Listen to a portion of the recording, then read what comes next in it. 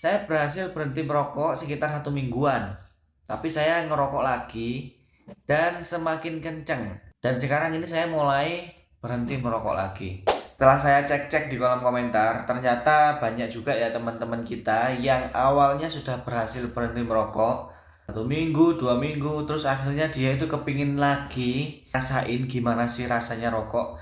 Dan setelah dia cobain, ternyata enak guys, dan akhirnya malah kenceng banget ngerokoknya. Saya dulu juga di 2 minggu pertama itu sempat ditawarin rokok sama temen ya. Jadi saya ngopi sama teman, terus akhirnya temen nawarin lah rokok ya.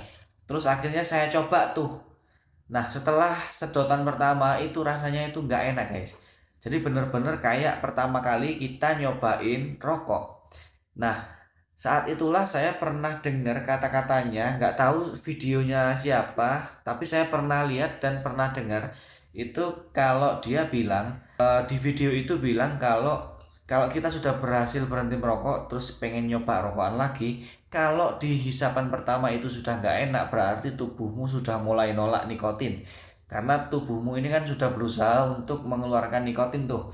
Nah, kalau kamu coba lagi dan rasanya nggak enak, berarti tubuhmu udah nggak mau sama nikotin, nggak mau nyerap nikotin lagi. Nah, saat itulah kamu harus ninggalin rokok itu. Nah, itu yang saya terapin ketika saya pengen nyoba untuk ngerokok lagi beberapa minggu setelah saya nyoba untuk berhenti merokok. 1 minggu atau 2 minggu lah. Nah, setelah itu sudah saya taruh rokoknya dan saya nggak pernah rokok lagi.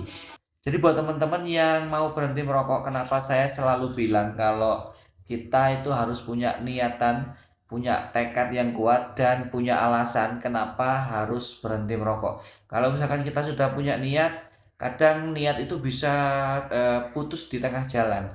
Dan kalau nggak dibarengin sama tekad yang kuat dan alasan kenapa kita harus berhenti merokok, nah itu bakal gampang terpecahnya sih guys ya.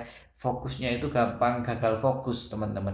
Jadi gimana nih teman-teman ya, yang sudah mulai berhenti merokok, kamu sudah di hari keberapa dan apa aja kendalanya, kamu bisa tulis di kolom komentar.